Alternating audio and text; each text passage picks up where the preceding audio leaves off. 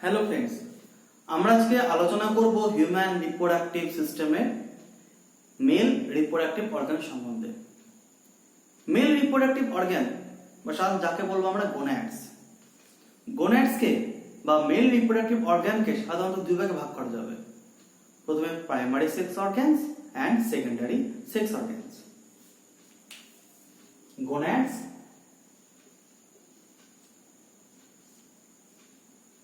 Primary sex organ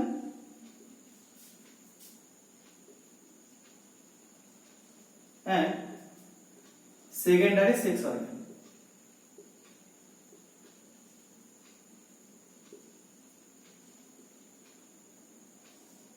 যেহেতু male reproductive system, সেক্ষেত্রে কি হবে?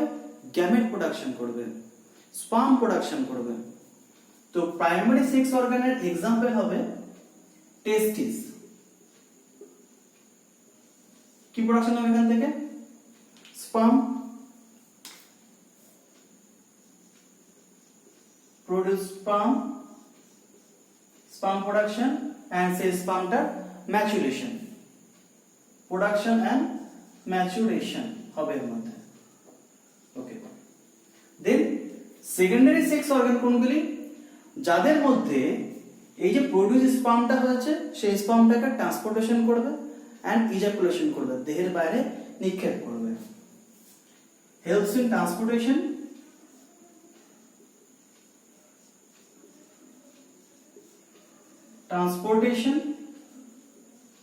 এন্ড ইজাকুলেশন হেল্প করবে। এই সেকেন্ডারি সেক্স অর্গান টেস্টিস বাদে যা বাকি যে সমস্ত সহকারী জিনিস রয়েছে সেটা হচ্ছে সেকেন্ডারি সেক্স অর্গান। তাহলে এটা যদি টেস্টিস হয়, টেস্টিস ছাড়া টেস্টিসের বাইরে কি আছে? অ্যাক্সেসরি গ্ল্যান্ডস,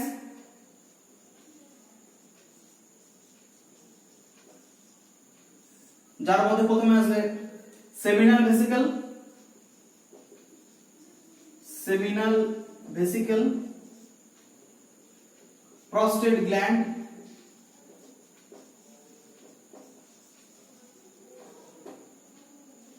কাউপার গ্ল্যান্ড বা bulbourethral gland, Cowper gland বা বাল্বো ইউরেথ্রাল গ্ল্যান্ড। আচ্ছা, এরপরে রয়েছে টিউবিউলস।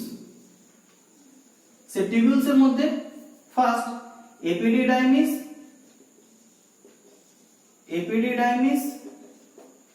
দেন ভাস ডিফারেন্স, এগুলো পরপর সিকোয়েন্সে আছে।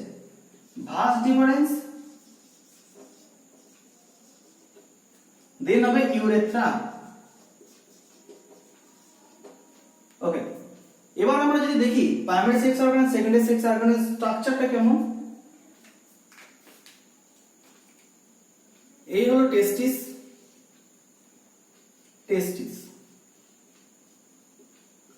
টেস্টিসের বাইরে এপিডিডাইমিস যে কি করবে? টেস্টিস থেকে স্পার্মটাকে গ্রহণ করবে, অ্যাকসেপ্ট করবে, এপিডিডাইমিস। দেন এপিডিডাইমিস থেকে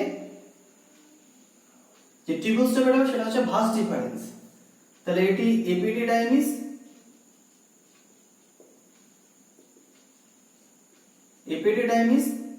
দেন হবে ভাস ডিফারেন্স,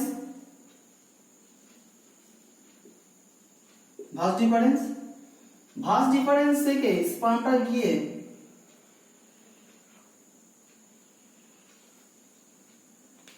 মিট করবে ইউরিনারি ব্লাডারের নিচে। এর হচ্ছে ইউরিনারি ব্লাডার,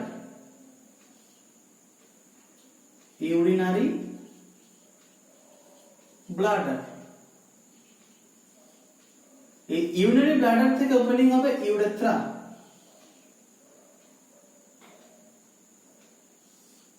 এই আছে ইউরেথ্রা। এই ইউরেথ্রার সাথে এই vas deferens connected, but vas deferens connect হওয়ার আগে এর সাথে রয়েছে সেমিনাল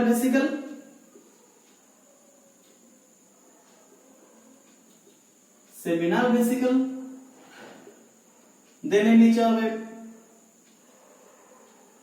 prostate gland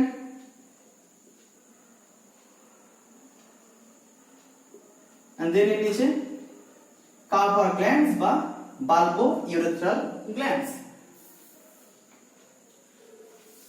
এই হচ্ছে ভাস ডিফারেন্স।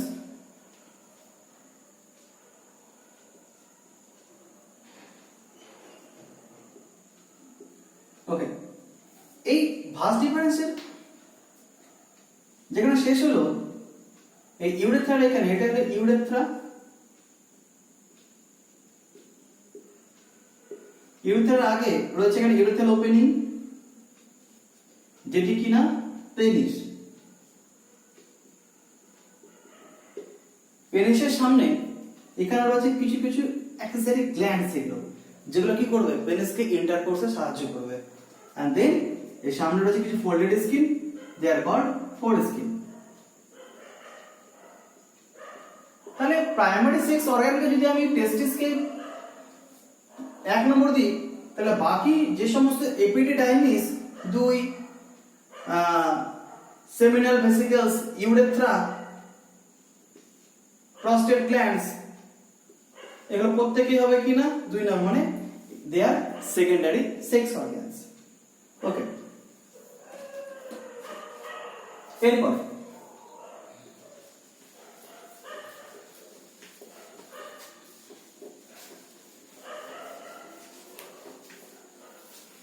টেস্টিস কোথায় অবস্থান করে? টেস্টিস সবসময় অ্যাবডোমেনের বাইরে অবস্থান করে, বাট পার্চুরেশনের আগে যখন বেবিটা ডেলিভারি হবে, ম্যাচুরেশনের সময় ডিউরিং প্রেগন্যান্সি 7 to 8 মান্থসে কি হবে না, যে টেস্টিসটা রয়েছে টেস্টিসটা অ্যাবডোমেনের বাইরে আসবে। বিফোর 7 to 8 মান্থস কি করবে, অ্যাবডোমেনের ভেতরে থাকবে ইনগুইনাল ক্যানালের মধ্যে। যদি কোনো কারণে ইনগুইনাল ক্যানাল থেকে টেস্টিসটা বাইরে না আসতে পারে ডিউরিং পার্চুরেশনের সময়, সেই তাকে বলা হয় ক্রিপ্টরকিডিজম। মেইনলি দুটি টেস্টিস সর্বদা অ্যাবডোমেনের বাইরে অবস্থান করে। এবার অ্যাবডোমেন যখন বাইরে অবস্থান করবে, যে থলির মধ্যে থাকবে তাকে বলবো আমরা স্ক্রোটাম।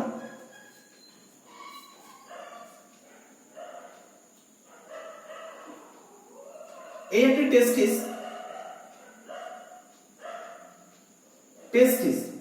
বাট টেস্টিসের সাথে যখন এখানে এপিডিডাইমিসটা জুড়ে যাবে, যখন এপিডাইমিস জুড়ে যাচ্ছে তখন আমরা বলবো এটাকে টেস্টিকল।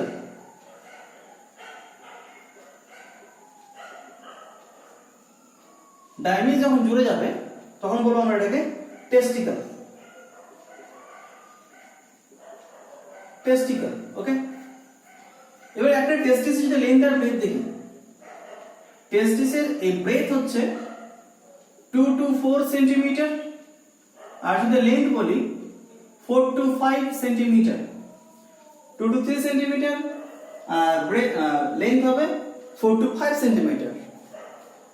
এবার ওজন হচ্ছে 14 থেকে 20 গ্রাম পর্যন্ত, 14 থেকে 20 গ্রাম পর্যন্ত। সাধারণত টেস্টিস দুটি, এটি হচ্ছে রাইট টেস্টিস আর এটা হচ্ছে লেফট টেস্টিস। হিউম্যানের দুটি টেস্টিসের মধ্যে যেহেতু রাইট পোর্শনস আর লেফট পোর্শনস, লেফট টেস্টিস কি করে সবসময় নিচে অবস্থান করে। এর বাইরে যে থলির মধ্যে রয়েছে এটাকে বলবো, মাঝখানে মিডল সেপ্টা আছে, এটাকে বলবো আমরা স্ক্রোটাম।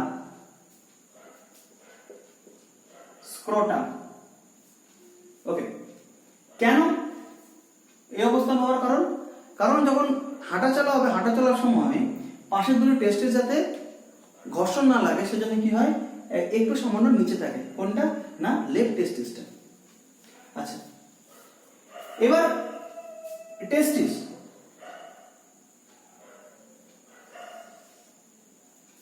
এপিডিডাইমিস,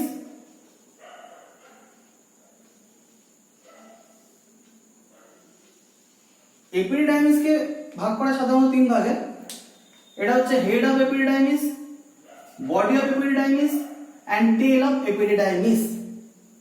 এপিডিডাইমিসের এটি হেড, যাকে বলে ক্যাপ পোর্শন, ক্যাপ এপিডিডাইমিস।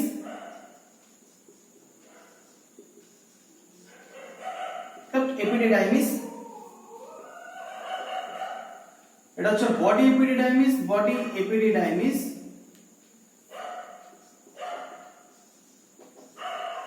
ডাইমিস, এটাকে বলা হয় টোরুস। আর নেক্সট হচ্ছে টেইল অফ এপিডিডাইমিস,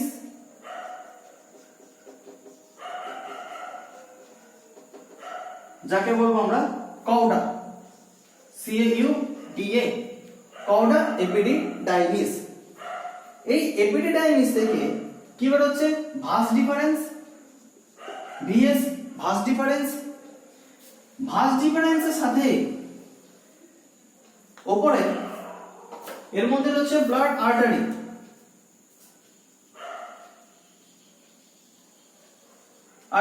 উপরে উঠছে, এবং তার সাথে রয়েছে ভেইনস। এই পোরশনস এর সাথে রয়েছে ভেইনস, যা কি করছে? আর্টারিকে নিয়ে থাকবে।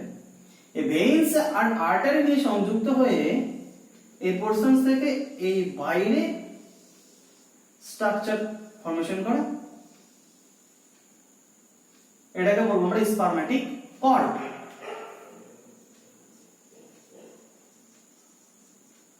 স্পারম্যাটিক কর্ড। আর মাঝখানে যখন একটা আর্টারিকে, ব্লাড ভেসেলসকে ঘিরে বাকি দুটো ভেইনস, দুই তিনটা ভেইনস যখন অবস্থান করছে, এটাকে বলবো আমরা প্যাম্পিলিফর্ম কর্ডেক্স। প্যাম্পিলিফর্ম কর্ডেক্স।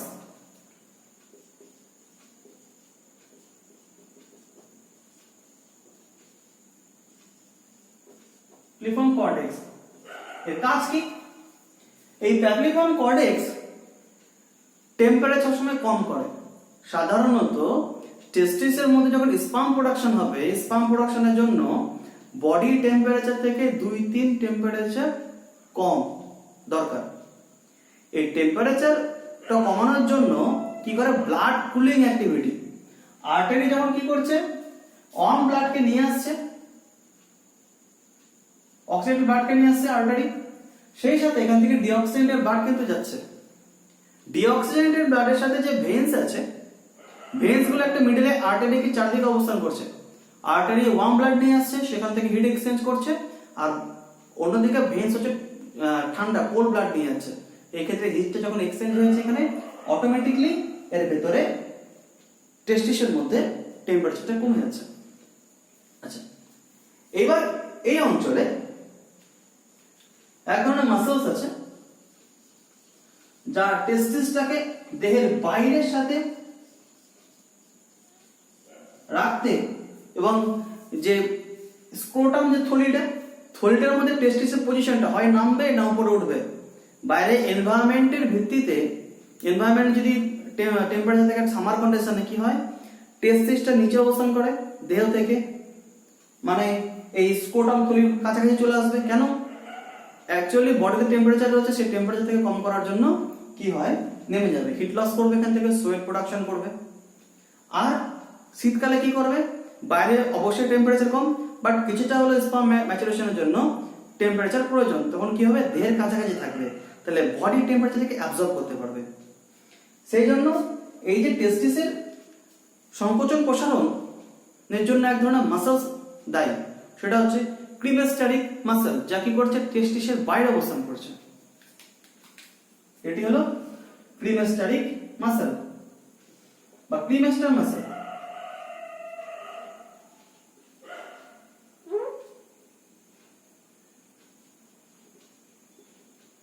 ক্রিমেস্টারিক মাসল। এই ক্রিমেস্টারিক মাসলের বাইরে রয়েছে কি? Skinny layer. এই স্কিনি লেয়ারটাকে বলবো আমরা, এই স্কিনি লেয়ার নিচে আরেকটা ধরনের সিঙ্গেল মাসেল লেয়ার রয়েছে, দে আর কল্ড ডার্টোস মাসল। ডার্টোস মাসল। এই ক্রিমেস্টার মাসল আর হচ্ছে ডার্টাস মাসল লেয়ারে দুটোই কন্ট্রাকশন রিল্যাক্সেশনের জন্যই কি করবে? টেস্টিস এই থলির মধ্যে ওঠানামা করবে। এই দুটোকে একসাথে বলবো আমরা স্ক্রোটাম।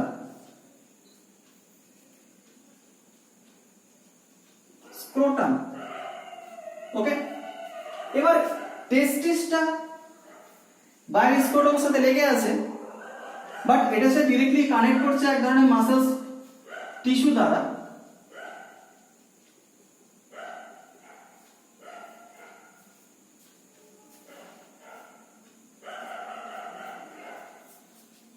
যার নাম গবার্নাকুলাম,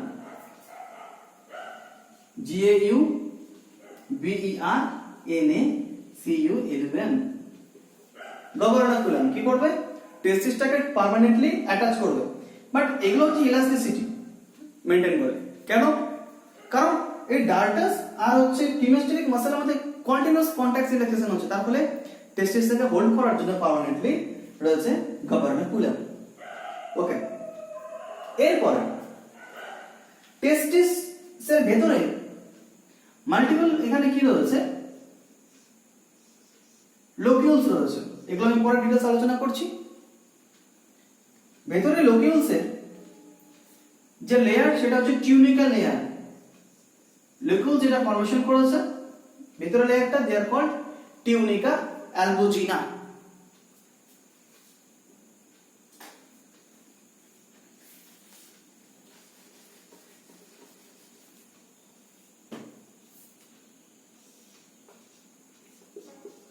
টিউনিকা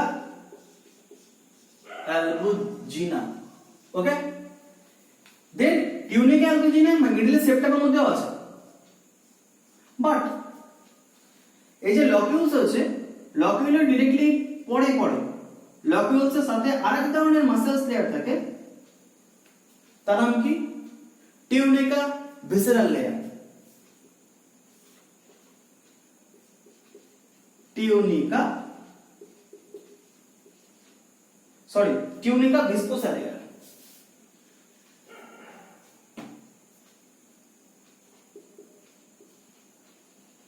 টিউনিকা ভিস্কোসা।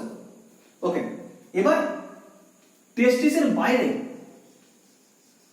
যে লেয়ার হবে মাসেল লেয়ারটা, সেটা নাম হবে tunica visceral layer.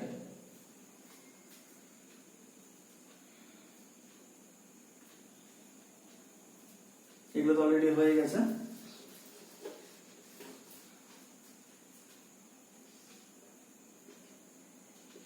Tunica visceral layer,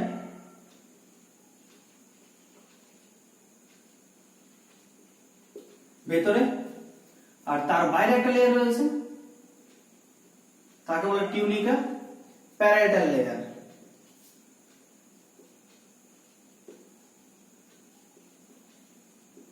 parietal layer.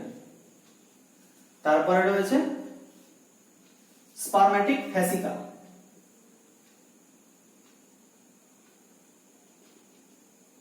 Layer.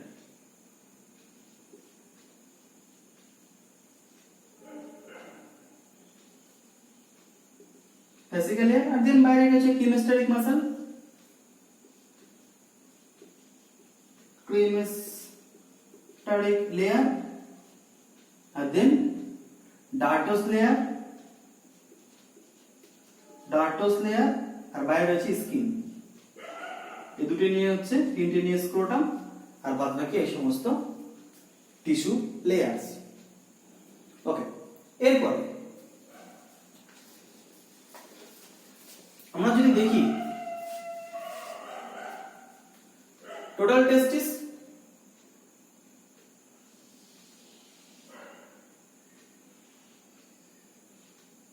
টেস্টিসের এখানে বাইরে রয়েছে এপিডিডাইমিস,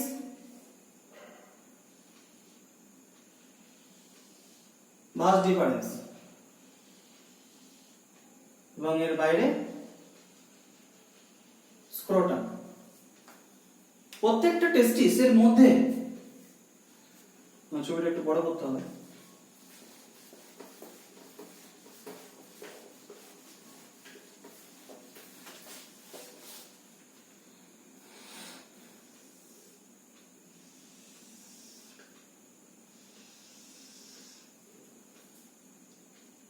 এখানে রয়েছে লকিউলস বা চেম্বার।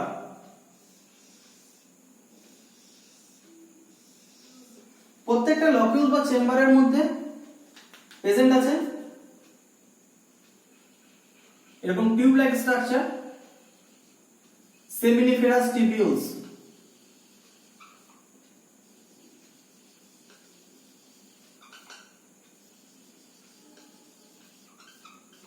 ওকে, seminiferous tubules টোটাল মোট 200 থেকে 250 এটাকে বলবো লোবিউল। টোটাল 200 থেকে 250 লোবিউল প্রেজেন্ট আছে। নাম্বার অফ লোবিউলস 200 টু 250 লোবিউলস প্রেজেন্ট আছে। আর এর বাইরে তো লেয়ার্স রয়েছে, স্ক্রোটাম সেটা ছিলই, এটা আমি এখন আলোচনা করছি না, অলরেডি করলাম।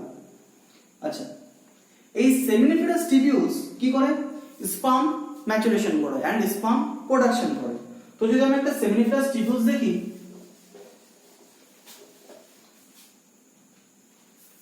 এই হলো সেমিনিফেরাস টিবিউলস। সেমিনিফেরাস টিবিউলস এর মধ্যে স্পার্ম প্রোডাকশনের জন্য রয়েছে স্পার্ম মাদার সেলস, যাকে বলবো আমরা স্পারমেটোগোনিয়া। কি প্রেজেন্ট আছে? স্পারমেটোগোনিয়া। এই স্পারমেটোগোনিয়ার এখানে প্রেজেন্ট আছে আরেক ধরনের সেলস, যাকে বলবো আমরা নিউট্রিটিভ সেলস, সার্টোলাই সেল। সার্টোলাই সেল, এই সার্টোলাই সেল কন্টিনিউয়াস স্পারমেটোজোয়াকে নিউট্রিয়েন্ট দিবে, গ্লুকোজ সাপোর্ট করবে এবং স্পারমেটোজোয়া থেকে, স্পারমেটোগোনিয়া থেকে স্পারমেটোজোয়া প্রোডাকশন করবে। স্পারমেটোজোয়া বা যাকে বলবো আমরা স্পার্ম। ওকে, এবার যখন স্পার্ম প্রোডাকশন হয়ে যাবে, সেই সেমিনিফেরাস টিবিউলস থেকে স্পার্মটা গিয়ে মিডলে এখানে জমা হবে, নেটওয়ার্ক লাইক স্ট্রাকচার, প্রত্যেকটা এখান থেকে জমা হবে। এই নেটওয়ার্ককে বলবো আমরা রেটি টেস্টিস। রেটি টেস্টিস, রেটি টেস্টিস কি করছে না, এখান থেকে স্পার্মটাকে নিয়ে এসে এখানে জমা করছে। হলো, জমা করলো। এবার এদের মধ্যে যে সমস্ত স্পার্ম গুলো ভায়াবল হবে, সেই সমস্ত স্পার্ম কি করবে না, বাইরে যে এপিডিডাইমিস রয়েছে সেই এপিডিডাইমিস লেয়ারে কিন্তু পৌঁছে যাবে, এপিডিডাইমিসের মধ্যে পৌঁছে যাবে। তো এখান থেকে কিছু কিছু স্ট্রেট সিঙ্গেল লাইন এখান থেকে তৈরি হবে, যা পৌঁছে যাবে কোথায়, হেড পোরশনে।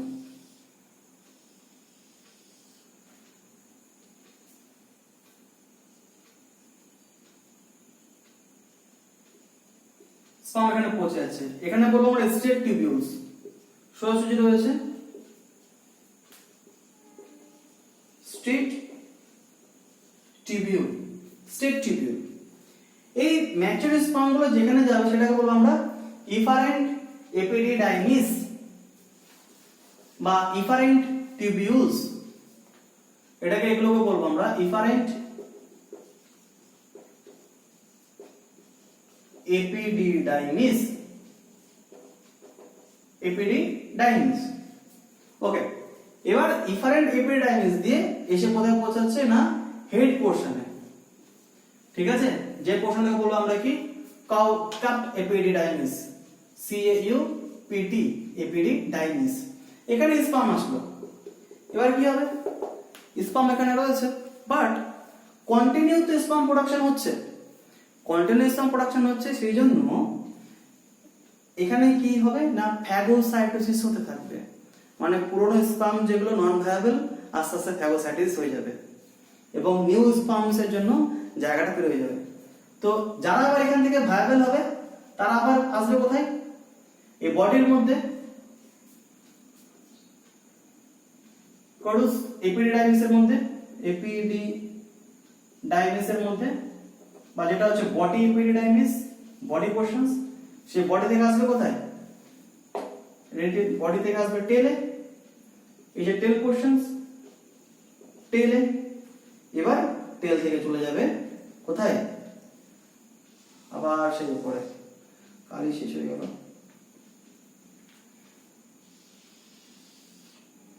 মানে ভাস ডিফারেন্স দিয়ে উপর উঠতে থাকবে।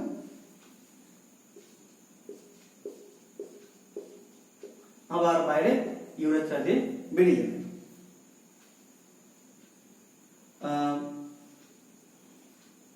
এই হলো মেল রিপ্রোডাক্টিভ অর্গান।